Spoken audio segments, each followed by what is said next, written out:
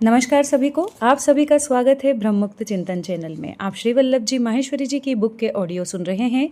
अभी एक नई बुक की शुरुआत हो चुकी है। बुक का नाम है महाभारत के कुछ व्यक्तित्व एक दृष्टिकोण। यहाँ आप महाभारत के पात्रों से परिचित होंगे, बट उस तरह से नहीं जैसा आप अभी तक देखते हुए आए हैं महाभारत सीरियल्स में या आपने कहीं पढ़ा होगा। माहेश्वरी जी बिल्कुल अलग ही तरीके से इन सभी के व्यक्तित्व को आपके सामने रखेंगे। तो उम्मीद करती हूँ आप ऑडियो को सुनेंगे, लोगों के साथ शेयर करेंगे। हम सबसे पहले शुरुआत करेंगे श्री कृष्ण जी के साथ। शुरू करने के मैं पहले ही बता देती हूँ, ऑडियो बहुत लंबा हो जाता। माहेश्वरी जी ने जो श्री कृष्ण जी के बारे में लिखा है वो एक ऑडियो में ला पाना संभव नहीं था, इसलिए मैं इस सब्जेक्ट को 3 भागों में बांटूंगी। तो ये जो सब्जेक्ट है ये 3 ऑडियो में आएगा। फिर से वही निवेदन, चैनल को लाइक करें, शेयर करें, सब्सक्राइब करें। तो चलिए विषय की शुरुआत करते हैं। श्री कृष्ण। भारतीय समाज ने श्री कृष्ण को ईश्वर का पूर्ण अवतार माना है। भारतीय मान्यता सभी प्राणियों में ईश्वर के अस्तित्व को स्वीकार करती है। सारा विश्व ईश्वर की जड़ शक्ति व चैतन्य शक्ति के संयोग से बना है। अन्य सभी प्राणियों की तुलना में मनुष्य के अंदर ईश्वर की चैतन्य शक्ति सबसे अधिक है। इस कारण मनुष्य को संसार का सर्वश्रेष्ठ प्राणी माना जाता है। मनुष्यों में भी ईश्वर की चैतन्य शक्ति अलग अलग मात्रा में अभिव्यक्त होती है। जिस व्यक्ति में यह चैतन्य शक्ति जितनी अधिक मात्रा में अभिव्यक्त होती है, उस व्यक्ति में शारीरिक व बौद्धिक क्षमता उतनी ही अधिक होती है। जिन व्यक्तियों में यह क्षमता साधारण मनुष्यों की कल्पना से काफ़ी अधिक होती है, उन्हें ईश्वर का अवतार मान लिया जाता है। अवतार का अर्थ है ईश्वरी शक्ति का संसार में अवतरण। श्री कृष्ण में ईश्वर की चैतन्य शक्ति पूर्ण रूप से अभिव्यक्त हुई थी, इसलिए उन्हें संसार में पूर्ण अवतार माना गया है। यही कारण है कि श्री कृष्ण के 125 वर्ष के जीवन काल में ऐसे कई चमत्कार घटित हुए जिन पर विश्वास करना कठिन लगता है। श्री कृष्ण को भगवान का पूर्णावतार मानना या न मानना, उनके द्वारा संपन्न किए गए अलौकिक व चमत्कारिक कार्यों पर विश्वास करना या न करना किसी भी व्यक्ति का व्यक्तिगत मामला है। श्री कृष्ण के जीवन काल की सभी घटनाओं का सही मूल्यांकन कर पाना मानवीय क्षमता के वश के बाहर है। फिर भी प्रत्येक व्यक्ति उनके जीवन से कई प्रकार की प्रेरणाएं लेकर अपने जीवन को उन्नत व आनंदपूर्ण बना सकता है। वैसे तो श्री कृष्ण का व्यक्तित्व बहुआयामी तथा अति विशाल है, परंतु इस पुस्तिका में उनके जीवन के उसी अंश को समझाने का प्रयत्न किया गया है जो महाभारत युद्ध से संबंधित है। श्री कृष्ण ने महाभारत युद्ध में सक्रिय भाग नहीं लिया था, परंतु फिर भी इस युद्ध की प्रत्येक महत्वपूर्ण घटना में उनकी उपस्थिति दिखाई देती है।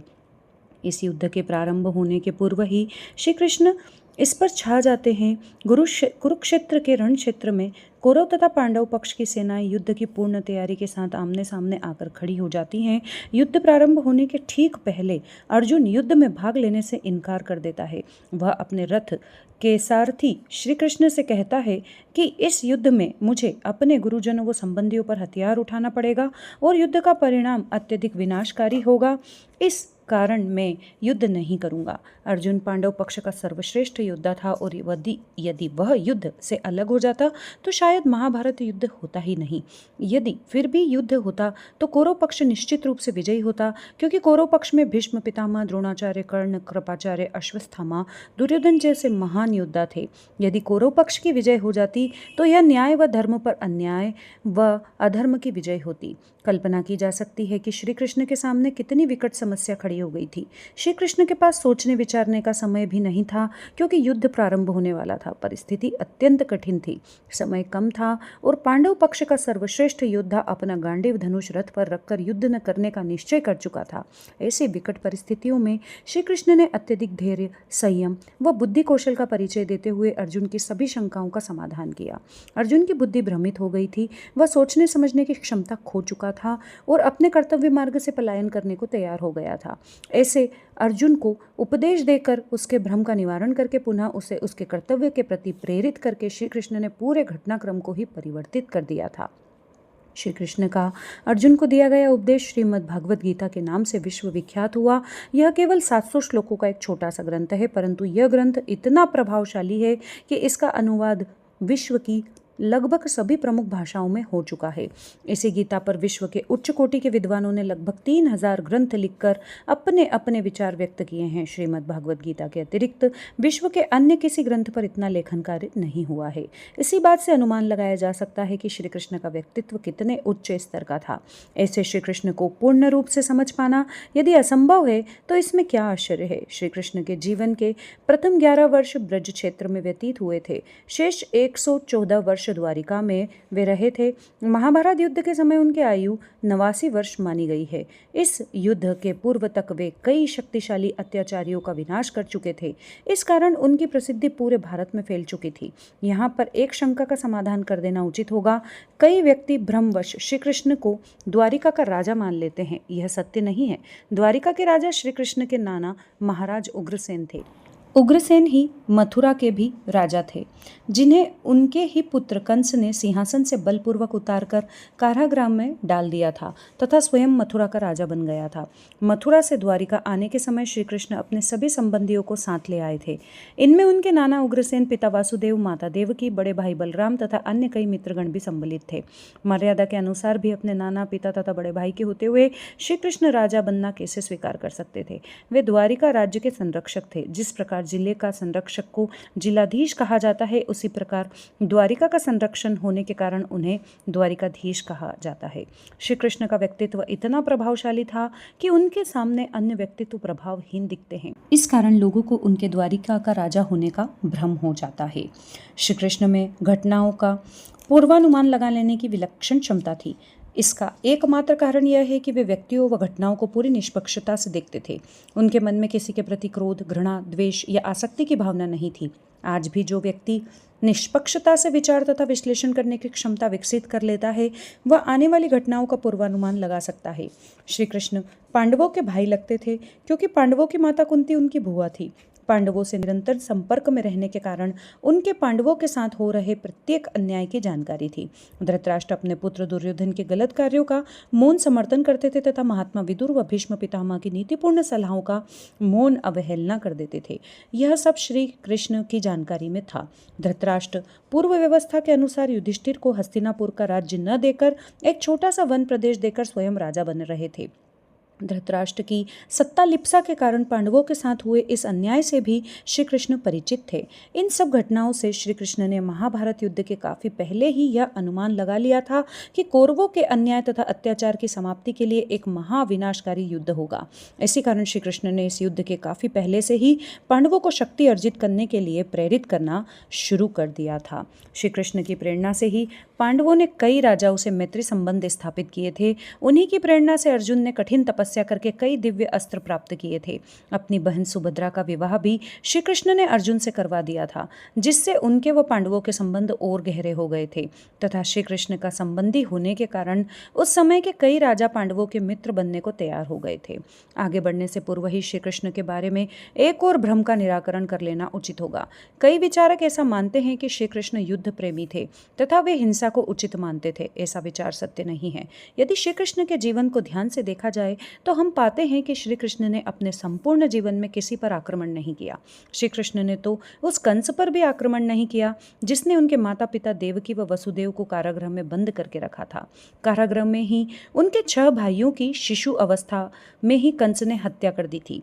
ऐसे अत्याचारी कंस पर भी श्री कृष्ण ने कभी आक्रमण नहीं किया, जबकि कंस को समाप्त करने की क्षमता उनमें थी। यह सच है कि श्री कृष्ण ने अपने जन्म के 1 सप्ताह के अंदर ही असुरों का वध करना शुरू कर दिया था, परंतु यह उन्होंने आत्मरक्षा में किया था। कंस ने इन सभी असुरों को भेजकर श्री कृष्ण को समाप्त करने का प्रयत्न किया था और श्री कृष्ण ने इन सभी को अपनी जीवन रक्षा के लिए मार दिया था। कंस ने स्वयं निमंत्रण भेजकर श्री कृष्ण को मथुरा बुलाया था तथा उन्हें समाप्त करने का प्रयत्न किया था।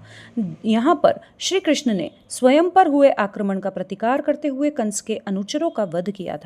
कंस वध के बाद कंस के ससुर जरासंध ने मथुरा पर 17 बार आक्रमण किया और वह प्रत्येक बार श्री कृष्ण से पराजित होकर लौटा। इतने पर भी जरासंध ने आक्रमण बंद नहीं किए तो श्री कृष्ण ने युद्ध टालने की कामना से मथुरा से पलायन किया तथा द्वारिका नगरी बसाई। इस पलायन से श्री कृष्ण जैसे महान योद्धा का नाम कलंकित भी हुआ और उन्हें रणछोड़ कहा जाने लगा। मथुरा से द्वारिका प्रस्थान का निर्णय श्री कृष्ण ने न तो अपनी जीवन रक्षा के लिए और न जरासंध के भय के कारण ही लिया था, बल्कि उनका उद्देश्य तो यह था कि युद्ध में हो रहे व्यर्थ के रक्तपात को रोका जाए तथा निर्दोष लोगों की जीवन रक्षा हो सके। युद्ध टालने की इच्छा से श्री कृष्ण ने मथुरा से पलायन किया। क्षमतावान होकर भी रणछोड़ कहलाने का कलंक श्री कृष्ण ने केवल इसलिए स्वीकार किया जिससे युद्ध में मारे जा रहे निर्दोष व्यक्तियों की जीवन रक्षा हो सके। कंस प्रकरण व जरासंध प्रकरण इस बात का स्पष्ट प्रमाण है। श्री कृष्ण न तो युद्ध प्रेमी थे और न हिंसा को उचित मानते थे। महाभारत के युद्ध को टालने का श्री कृष्ण ने अंतिम क्षण तक प्रयास किया था। श्री कृष्ण स्वयं पांडवों के दूत बनकर धृतराष्ट्र की राज्यसभा में गए थे। श्री कृष्ण धृतराष्ट्र से परिचित थे, इसी कारण उन्होंने धृतराष्ट्र से निवेदन किया था कि वह पांडवों को आधा राज्य न भी देना चाहे तो कोई बात नहीं, केवल 5 भाइयों के लिए 5 गांव प्रदान कर दे। पांडवों का आधा राज्य मांगना न्यायपूर्ण था, परंतु श्री कृष्ण ने आधे राज्य के बदले 5 गांव सिर्फ इसी उद्देश्य से मांगे थे कि युद्ध टल सके। भारतीय शास्त्रों में स्पष्ट मान्यता है कि अपने जीवन की रक्षा करना हर प्राणी का धर्म है। इस कारण स्वयं के जीवन की रक्षा में हुई हिंसा को शास्त्र हिंसा नहीं मानते। दूसरे पर आक्रमण करके उसे मारना या निजी स्वार्थ के लिए किसी का वध करना हिंसा कहलाता है। इसलिए श्री कृष्ण किसी भी प्रकार से युद्ध या हिंसा के समर्थक नहीं कहे जा सकते। वास्तव में श्री कृष्ण हिंसा व युद्ध के प्रबल विरोधी थे। यही कारण था कि क्षमतावान होते हुए भी उन्होंने कभी किसी पर आक्रमण नहीं किया। जब महाभारत युद्ध की पृष्ठभूमि तैयार हो चुकी थी, तब श्री कृष्ण के सामने एक और विकट समस्या खड़ी होने वाली थी। श्री कृष्ण जानते थे कि इस युद्ध में सम्मिलित होने के लिए उन्हें निमंत्रण अवश्य ही मिलेगा। उन्हें यह भी ज्ञात था कि सभी लोग यही मानकर चल रहे हैं श्री कृष्ण इस युद्ध में पांडवों के पक्ष में रहेंगे। पांडवों से उनके निकट संबंधों के कारण ऐसा सोचा जाना स्वाभाविक भी था। श्री कृष्ण ने अपने चिंतन के कारण इस बात का अनुमान लगा लिया था कि यदि वे स्वयं पांडव पक्ष की ओर से युद्ध में भाग लेंगे तो उनके बड़े भाई बलराम कौरव पक्ष की तरफ जा सकते हैं। इसका कारण यह था कि दुर्योधन बलराम का शिष्य था, जिसे उन्होंने गदा युद्ध की विधिवत शिक्षा दी थी। दूसरा कारण यह था कि अर्जुन सुभद्रा विवाह के कारण बलराम श्री कृष्ण से नाराज थे। प्रसंग इस प्रकार है कि जब बलराम गदा युद्ध की शिक्षा देने के लिए दुर्योधन के साथ हस्तिनापुर में रहे थे, तब दुर्योधन ने उन्हें अपनी गुरु भक्ति से काफी प्रसन्न कर लिया था। बलराम ने इसी प्रसन्नता के कारण अपनी छोटी बहन सुभद्रा का विवाह दुर्योधन से करने का निश्चय कर लिया था तथा दुर्योधन को इस प्रकार का वचन भी दे दिया था। द्वारिका लौटकर बलराम ने अपनी यह इच्छा श्री कृष्ण को बताई, तब श्री कृष्ण चिंतित हो गए। वे अपनी मर्यादा के कारण बड़े भाई का खुला विरोध भी नहीं कर सकते थे और साथ ही साथ दुर्योधन जैसे अधर्मी व अन्यायी व्यक्ति से अपनी बहन का विवाह भी नहीं करना चाहते थे। श्री कृष्ण ने इस विकट पारिवारिक समस्या का समाधान कुछ इस प्रकार निकाला जिसकी किसी ने कल्पना भी नहीं की थी। उन्होंने अर्जुन व सुभद्रा को मिलवाकर अर्जुन द्वारा सुभद्रा का अपहरण करवा दिया तथा विवाह भी होने दिया। इस घटना के कारण बलराम श्री कृष्ण से नाराज रहते थे, परंतु श्री कृष्ण के बुद्धि कौशल व क्षमता के कारण उन्हें कुछ कह भी नहीं सकते थे। समाज भी यह बात नहीं जानता था कि इस अपहरण के पीछे श्री कृष्ण का ही हाथ था। विचारणीय बात है, श्री कृष्ण जैसे महाप्रतापी व्यक्ति की बहन का अपहरण हो जाना श्री कृष्ण व उनके परिवार के लिए कितने शर्म की बात थी। उनकी सामाजिक प्रतिष्ठा को धक्का अवश्य लगा होगा। अपनी बहन तथा परिवार के हित में श्री कृष्ण ने यह कलंक भी प्रत्यक्ष रूप से झेल लिया। वह चुपचाप रहे। यदि कोई बात परिवार के हित में हो तो व्यक्तिगत प्रतिष्ठा का बलिदान परिवार के हित में किया जाना चाहिए। श्री कृष्ण ने सुभद्रा हरण करवाकर समाज को यही शिक्षा दी है। उन्होंने अपने बड़े भाई बलराम की प्रतिष्ठा भी बचा ली तथा बहन को भी पांडवों के धर्म व न्यायप्रिय परिवार में भेज दिया। आगे का ऑडियो मैं इसके सेकंड पार्ट में लेकर आऊँगी। आप सभी ऑडियो को सुने और सेकंड पार्ट को भी ज़रूर सुने। आपसे फिर वही निवेदन, चैनल को लाइक करें, शेयर करें एंड सब्सक्राइब करें। नेक्स्ट ऑडियो में फिर से मिलेंगे, तब तक के लिए नमस्कार।